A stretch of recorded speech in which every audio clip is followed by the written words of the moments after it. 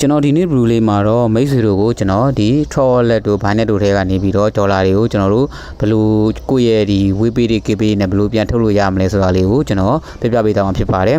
ယ်ကျွန်တော်တို့ဒီအရင်ဆုံးကျွန်တော်တို့ဒီ wallet ပေါ့နော် wallet အကြောင်းကျွန်တော်အရင်ဆုံးစပြောပေးမယ် Binance ထဲကနေဘယ်လိုထုတ်ရမလဲဆိုတာကိုတော့ကျွန်တော်ဒီ video မှာတစ်ခါလေးဆက်ပြောပြပေးသွားမှာပေါ့နော်အရင်တော့ကျွန်တော် wallet ထဲကိုဝင်လိုက်ပေါ့နော်wallet ထဲကိုဝင်လိုက်ပြီဆိုလို့ရှိရင်တော့ကျွန်တော်တို့ကဒ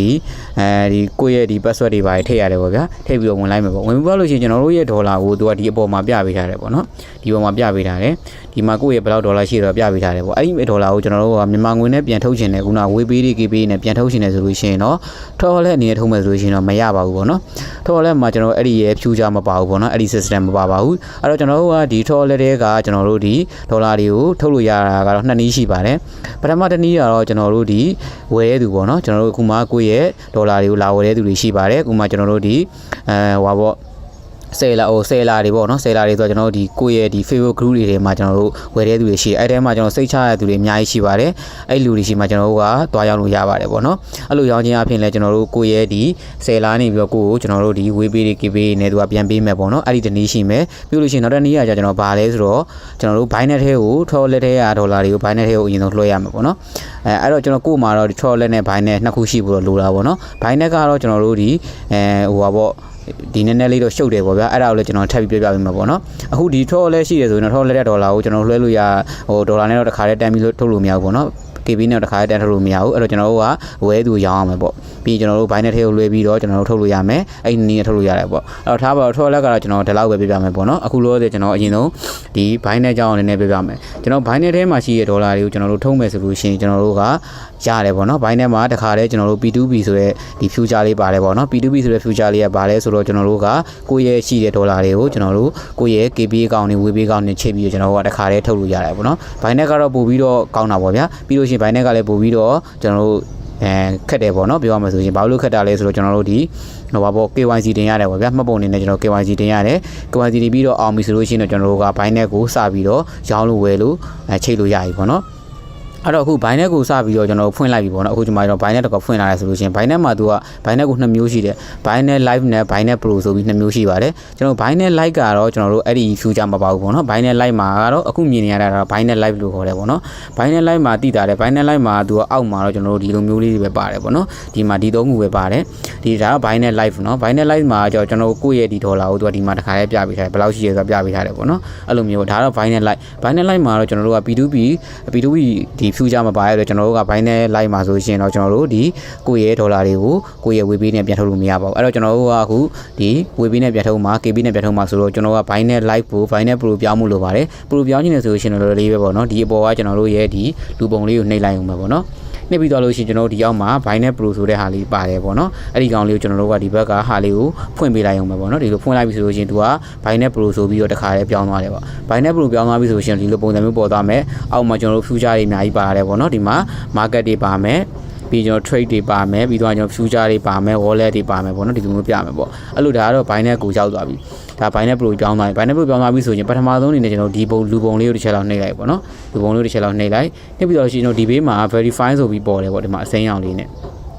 ့ဒါလေးရင်ဖြစ်အောင်တော့ကျွန်တော်လုပ်ရမှာပေါ့နော်အဲ့ဒါလေးဖြစ်မှကျွန်တော်တို့ကဒီကိုယ့်ရဲ့ဒီ WePay တွေ KBZpay နဲ့ချိန်ပြီးထုတ်လို့ရမှာပေါ့နော်အဲ့ဒါလေးဖြစ်အောင်ကြာလဲအရင်ကြီးမခက်ဘူးကျွန်တော်တို့ကဒီ KYC တင်ရတယ်ပေါ့ကိုယ့်ရဲ့မှတ်ပုံနဲ့ကျွန်တော် KYC တင်ရတယ်အောင်ပြီဆိုတာနဲ့ကျွန်တော်တို့ဒီ verify ဆိုတာလေးရပြီပေါ့ verify ဖြစ်သွားပြီဆိုလို့ရှိရင်ကျွန်တော်တို့ကစပြီးတော့ကိုယ့်ထဲမှာရှိတဲ့ဒေါ်လာတွေကိုဘယ်မှာသွားကြည့်လို့ရမလဲဆိုလို့ရှိရင်တော့ကျွန်တော်တို့ဒီအောက်ကဒီမှာ wallet ဆိုတဲ့နေရာလေးရှိတယ်ပေါ့နော်ဒီမှာ wallet ဆိုတဲ့နေရာလေးရှိတယ်အဲ့ဒီကောင်လေးကိုတစ်ချက်လောက်နှိပ်လိုက်ပေါ့နော်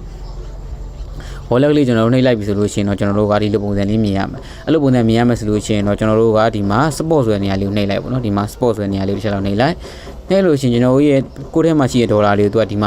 ပြပေးတယ်ပေါ့နော်ဒီမှာကျွန်တော်မှဆိုဒီလိုဒီလောက်ရှိတယ်ပေါ့နော်ပြပေးရဆိုတော့ကျွန်တော်တို့ကအဲ့ဒီကောင်ကိုကျွန်တော်တို့ကအခု WePay နဲ့ထုံမှာ KBZpay နဲ့ထုံမှာဆိုတော့ကျွန်တော်အခုဘာလုပ်ရမလဲဆိုလို့ရှိရင်တော့ဒီဘက်ဘေးက transfer ဆိုတာလေးကိုနှိပ်လိုက်ပေါ့နော်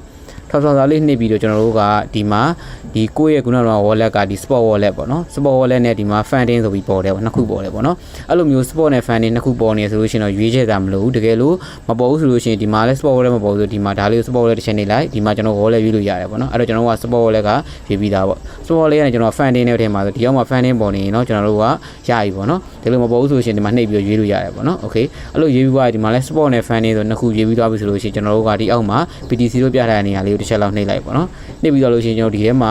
ကိုကကျွန်တော်တို့က USDT နဲ့ထုတ်မှာပေါ့ဒေါ်လာထုတ်မှာဆိုကျွန်တော်က USDT ကိုရွေးပေးလိုက်ပေါ့နော်ဟိုကကိုထုတ်ချင်တဲ့ဟာရွေးလို့ရတယ်ပေါ့ဗျာကျွန်တော်ကတော့ USDT နဲ့ထုတ်ပြမှာဆိုတော့အခုကျွန်တော် USDT ကိုရွေးလိုက်မယ်ပေါ့နေ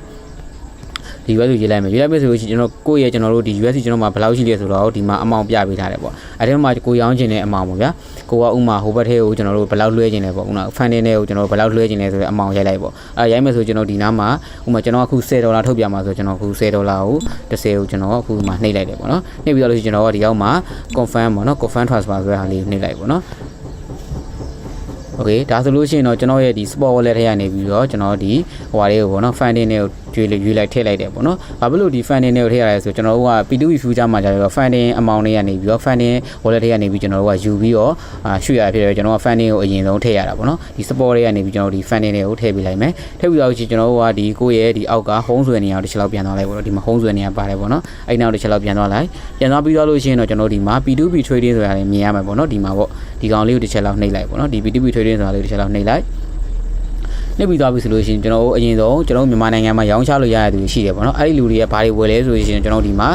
USDT ဝယ်တယ် BTC ဝယ်တယ် BUSD ဝယ်တယ် BNB ဝယ်တယ် ETA ဝယ်တယ် Dogecoin ဝယ်တယ်ပေါ့နော်ဒါတော့ကျွန်တော်တို့မြန်မာနိုင်ငံမှာအနေနဲ့ရောင်းချလို့ရတဲ့ coin တွေကျွန်တော်ပြပေးတာပေါ့နော်အဲ့တော့ကျွန်တော်ကအခုဒီမှာဒီ USDT ရောင်းမှာဆိုတော့ကျွန်တော်ရဲ့ဒီမှာရောင်းမယ်ဆိုလို့ရှိရင်ကျွန်တော်ကဒီမှာပေါ့နော်ဒီအခုလို့တဲ့ဘိုင်းပေါ့နော်ကျွန်တော်ကရောင်းမယ်ဆိုဒီမှာ sell ဆိုတဲ့အကွက်ကလေးပါအဲ့ sell ဆိုတဲ့နေရာလေးနှိပ်လိုက်ကြာကျွန်တော်တို့ကရောင်းမှာဆိုကျွန်တော် sell ကွက်ကိုရောက်သွားပြီဆိုလို့ရှိရင်ဒီမှာပြန်ဝယ်တဲ့လူတွေဒီမှာအများကြီးတွေ့ရမှာပေါ့နော်ဒီမှာပြန်ဝယ်မဲ့လူတွေရှိတယ်ပေါ့နော်ဒီမှာပေါ့ဒါတော့ဒါပြန်ဝယ်ကြတဲ့လူတွေပေါ့နော်ဒီမှာအများကြီးရှိမယ်ဒါဒီထဲမှာတော့ကိုကြိုက်တဲ့လူကိုရွေးချယ်ပြီးတော့ရောင်းလို့ရတယ်အကုန်လုံးကတော့ကျွန်တော်စိတ်ချရတဲ့သူတွေပဲဘာဖြစ်လို့လဲဆိုတော့အကုန်လုံးကကျွန်တော်တို့ဒီဘိုင်းနဲ့ကို deposit တွေတင်ပြီးတော့တခါတည်းကျွန်တော်တို့က verify လုပ်ထားတဲ့ account တွေဆိုတော့အကုန်လုံးစိတ်ချရတယ်တကယ်လို့များတာကျွန်တော်တို့ကရောင်းလိုက်လို့ဟိုဘက်ကလူကကိုယ့်ကိုဝေးပေးတဲ့ကို KB တဲ့ကိုပတ်စံမလွှဲခဲ့ဘူးဆိုလို့ရှိရင်လည်းရတယ်ပတ်စံနာမျိုးကျွန်တော်တို့ကဘိုင်းနဲ့ကိုသွားပြီးတော့ပြောလို့ရတယ်ပေါ့နော်ကျွန်တော်တို့ကကျွန်တော်ပေးလိုက်တယ်ပေါ့နော်ကိုက$10ရောင်းလိုက်တယ်သူကကျွန်တော်ကိုမြန်မာငွေပြန်ပေးပြီးဆိုလို့ရှိရင်သူ့ဘိုင်းနဲ့ကိုသွားပြောလို့ရှိရင်ကျွန်တော်တို့ကပတ်စံပြန်ရပါတယ်ပေါ့နော်ဒေါ်လာပြန်ရပါတယ်အဲ့တော့ကျွန်တော်တို့ကဒီမှာစိတ်ချရတယ်အဲ့တော့ကျွန်တော်အခုအပေါ်ဆုံးမှာကျွန်တော်တို့ဒီမှာမြင်နေရတဲ့ KTT ဆိုတဲ့ဟာလေးရဲ့ဒီမှာဘေးမှာအဝါရောင် verify ဟာလေးနဲ့ပါတယ်ပေါ့နော်အဲ့ဒီကောင်လေးတွေကတော့ကျွန်တော်တို့ပို့ပြီးတော့စိတ်ချရတာပါဗျာဒီလိုမျိုးဟာလေးကတော့တိတ်စိတ်မချဘူးပေါ့နော်အဲ့တော့ကျွန်တော်ကတော့ဒီလိုမျိုးအဝါရောင်လေးပြရတဲ့ဘေးမှာအဝါရောင်မှန်ချယ်လေးနဲ့ပါတဲ့လူတွေတော့ပို့ပြီးတော့ရောင်းစေခြင်းတယ်ပေါ့နော်အဲ့တော့ကျွန်တော်အခုဆိုရောင်းမယ်ဆိုလို့ရှိရင်အဲ့ဒီလိုရောင်းမယ်ဆိုရင်ကျွန်တော်တို့ကဒီဘေးမှာကျွန်တော်တို့ဒီမှာ sell ဆိုတဲ့ကွက်ပါတယ်ဆဲဆိုတော့ကိုကျွန်တော်နှိပ်လိုက်လို့ရှိရင်သူစပြီးတော့ရောင်းလို့ရပြီပေါ့နော်သူဒီမှာအောက်မှာတော့ကျွန်တော် limit ပြပေးထားတယ်ပေါ့နော်ဒီမှာသူက limit တော့ပြပေးထားတယ်အဲ့ limit ကဘာလဲဆိုတော့သူ့ကိုကျွန်တော်တို့ကဘယ်လောက်ကနေစအောင်လို့ရလဲဆိုရှင်1000ကနေပြီးတော့ကျွန်တော်တို့ဒီမှာ3သိန်းခွဲလောက်ဟိုပါပေါ့နော်ကျွန်တော်3သိန်းခွဲလောက်ထိရောင်းလို့ရတယ်ပေါ့ဗျာအဲ့တော့သူကဒီမှာ limit ဆိုတဲ့နေရာမှာပြပေးတာအဲ့တော့သူပေးမဲ့ဟာကကျွန်တော်ဒီအောက်မှာ mobile top up နဲ့သူကပေးမှာတဲ့ဒီမှာပေါ့နော်ဒီအောက်မှာပေးမဲ့မှာ mobile top up နဲ့ပေးမှာကျွန်တော်ကကြတော့အခုကျွန်တော်မှာ KB ကောင်းမရှိတော့ကျွန်တော် KB နဲ့ပဲကျွန်တော်ကထုတ်ချင်တာပေါ့နော်အဲ့တော့ကျွန်တော်က KB ပေးရလို့လိုက်ရှာရမယ်ပေါ့နော်ဒီအောက်မှာဆိုလို့ရှိရင်သူကဒီမှာ mobile top up နဲ့သူကပေးမယ်ဒီကြောက်ဆိုတွေ band transfer နဲ့ပေးမယ်ပေါ့နော်ဒါလေးတော့ချက်ကြည့်ပြီပေါ့နော်အဲ့တော့ကျွန်တော်တို့ကအခုဒီမှာပေါ့ပြီးလို့ရှိရင်ကျွန်တော်တို့ကအဲ့ KB နဲ့ပဲဒီကျွန်တော်ကရောင်းချမှာဖြစ်တဲ့အတွက်ကျွန်တော် KB ကိုပဲကျွန်တော်KB နဲ့ရမယ်လူတွေကိုပဲကျွန်တော်တို့ကကြည့်ကျင်နေဆိုလို့ရှိရင်ဒီဘေးကကျွန်တော်တို့ဒီမှာ filter ဆိုတဲ့နေရာလေးကိုနှိပ်လိုက်ပေါ့နော်နှိပ်လိုက်လို့ရှိရင်ကျွန်တော်ဒီမှာပေါ့နော်ဒီမှာဆိုကျွန်တော်တို့ဒီမှာ KBZpay ပါမယ်ပြီးတော့ကျွန်တော် bank transfer ပါမယ် AY ပေးပါမယ် CB ပေးပါမယ်ပြီးရင်ဒီကတ် deposit to ban ပေါ့နော်အဲ့ဒါကျွန်တော်ဒီမှာ all ရွေးထားတယ်အဲ့တော့ကျွန်တော်အခုမရွေးတော့ဘူး all မရွေးတော့ပဲကျွန်တော် KBZpay ပဲကျွန်တော်လုံးမှာဆိုဒီ KBZpay လေးကိုကျွန်တော်အမှန်ချစ်ပြီးတော့ကျွန်တော်ဒီမှာ confirm နှိပ်လိုက်မယ်အဲ့ဆိုလို့ရှိရင်တော့ကျွန်တော်ရဲ့ဒီမှာ KBZpay နဲ့ထုတ်လို့ရတဲ့သူတွေအကုန်လုံးပဲကြာလာမယ်ပေါ့နော်ဒီမှာပေါ့နော်ဒါဆို KBZpay နဲ့ပေးမဲ့လူတွေပဲပေါ့နော် KBZpay နဲ့ထုတ်လို့ရတဲ့သူတွေအကုန်လုံးဒီမှာကြာလာလိမ့်မယ်အဲ့တော့ကျွန်တော်တို့ကအခု KBZpay ထုံးမဲ့ဆိုတော့ကျွန်တော်ကဒီ KK ထုံးဆိုတဲ့ဒီဘာသာကိုကျွန်တော်ရောင်းမယ်ပေါ့ဗျာရောင်းမယ်ဆိုတော့ကျွန်တော်ဒီမှာသူ့ရဲ့ဘေးရဒီဘက်က sell ဆိုတဲ့ဟာလေးကျွန်တော်နှိပ်လိုက်မယ်ပေါ့နော်ရောင်းမယ်ဆိုတော့နှိပ်လိုက်ပြီနှိပ်ပြီးသွားပြီဆိုလို့ရှိရင်ဒီလိုပုံစံလေးပေါ်လာလိမ့်မယ်အဲ့ဒီမှာကျွန်တော်တို့ကဒီမှာ Binance crypto ပေါ့နော် Binance crypto ပဲဒီဘက်ကကိုရောက်နေဆိုလို့ရှိရင်ကျွန်တော်ကဒီဘက်က Binance crypto ဆိုတာလေးရွေးပေးလိုက်ပေါ့ဒါတော့ကျွန်တော်ရွေးပြီးသားမလို့မရွေးတော့ဘူးပေါ့နော်အဲ့တော့ပြီးသွားပြီကျွန်တော်တို့ရောင်းမဲ့ balance ကိုသူကဒီမှာပြပေးထားတယ်ခုနကတော့ကျွန်တော်ပြောင်းလိုက်တယ်$10ကိုဒီမှာပြပေးထားတယ်ပေါ့နော်အဲ့ဒီ$10ကိုကျွန်တော်ကအခုရောင်းမယ်ဆိုကျွန်တော်တို့ကအခုဘာလုပ်ရမလဲဆိုလို့ရှိရင်တော့ကျွန်တော်တို့ဒီ all ဆိုတာလေးနှိပ်လိုက်ပေါ့နော်အဲ့တော့ကျွန်တော်ရဲ့ဒီမှာ$10ကိုall ကိုသူကပြသွားတယ်ပေါ့နော်အဲ့တော့ဒီမှာဒီလိုဆိုလို့ရှိရင် तू ကဘယ်လောက်ကစရအောင်လို့ရမယ်ဆိုလို့ရှိရင်တော့$10နဲ့ तू ကမရဘူးပေါ့နော်သူ့ရဲ့ဒီမှာအမောင်က35 USDT မှာစရအောင်လို့ရမယ်လို့ तू ကဒီမှာပြောထားတယ်ပေါ့နော်အဲ့တော့ကျွန်တော်အဆင်မပြေသေးဘူးပေါ့နော်ကျွန်တော်မှဒီမှာ$10ပဲကျွန်တော်ကရောင်းမှာဆိုအဲ့တော့ကျွန်တော်ပြန်ထွက်လိုက်မယ်ပြန်ထွက်လိုက်ပြီးကျွန်တော်နောက်တစ်ယောက်ထပ်ရှာမယ်ပေါ့ဗျာကျွန်တော်နောက်တစ်ယောက်ထပ်ရှာမယ်ဆိုတော့ကျွန်တော်ဒီမှာဒီတယောက်တွေ့တယ်ပေါ့နော် ဒီမှာသူကလည်းဒီမှာ KBZpay တွေအကုန်လုံးရတယ်ပေါ့သူရှိမှဆိုဟိုပါပေါ့နော် CP တွေပါတယ်အကုန်ရအဲ့တော့သူ့ကျွန်တော်ရောင်းမယ်ဆိုတော့သူ့ဒီမှာရောင်းမယ်ဆိုကျွန်တော်ဒီဟာလေးကိုဆဲဆိုတာနေနှိပ်လိုက်ပါနော်နှိပ်ပြီးတော့လို့ရှိရင်သူလည်းဒီမှာပေါ့နော်သူကလည်းဒီမှာ35 USDT ကနေပြီးစပြီးရောင်းလို့ရမယ်တဲ့အဲ့တော့ကျွန်တော်အဆင်မပြေသေးဘူးပေါ့နော်ကျွန်တော်မှလည်းအခုလောလောဆယ်ဒီ$10ကျွန်တော်$10ပဲစိုက်အောင်ကျင်တာဆိုတော့အဆင်မပြေသေးဘူးအဲ့တော့ကျွန်တော်ဒီတရားကိုကျွန်တော်နှိပ်ကြည့်လိုက်မယ်ပေါ့နော်โอเคဒီမှာသူ့ကျွန်တော်ရောင်းမယ်ဆိုရင်ဒီဘက်ကဆဲဆိုတာလေးပဲကျွန်တော်နှိပ်လိုက်မယ်နှိပ်ပြီးတော့လို့ရှိရင်သူကတော့ဒီမှာကျွန်တော်တို့ဘယ်လောက်ကနေစအောင်လို့ရတယ်ဆိုလို့ရှိရင်ကျွန်တော်တို့ဒီမှာ3.5 USDT ကနေစအောင်လို့ရတယ်ပေါ့နော်စအောင်လို့ရတယ်ဆိုတော့ကျွန်တော်အခုကျွန်တော်ရောင်းလို့ရပြီဗျာရောင်းလို့ရပြီဆိုတော့ကျွန်တော်အခုဒီမှာဘာလုပ်ရမလဲဆိုလို့ရှိရင်တော့ကျွန်တော်အခုဒီမှာဒီအောက်ကဒီအောဆွဲနေရာလေးပဲနှိပ်လိုက်ပေါ့နော်ဩဇာနေလိုက်မယ်နှိပ်ပြလို့ရှိရင်ကျွန်တော်ဒီမှာကိုယ့်ရဲ့ကျွန်တော်ရဲ့ဒီအောက်မှာ USDT ကိုတစ်ခါလေးပြပေးတယ်ပြီးတော့ကျွန်တော်မြန်မာငွေနဲ့လည်းသူတစ်ခါလေးတွက်ပေးထားရပေါ့နော်မြန်မာငွေကျွန်တော်$28,000လောက်ကျွန်တော်ရမယ်ပေါ့$10လောက်အဲ့တော့ကျွန်တော်အခုလောလောဆယ်ရောင်းမယ်ဆိုလို့ရှိရင်တော့ကျွန်တော်တို့နောက်တစ်ခုပါရှိတယ်ဆိုဒီအောက်မှာ select payment ဆိုတဲ့နေရာရှိတယ်ပေါ့နော်ဒီမှာမြားလေးရှိတယ်အဲ့ဒီကောင်လေးကိုကျွန်တော်တစ်ချက်လောက်နှိပ်လိုက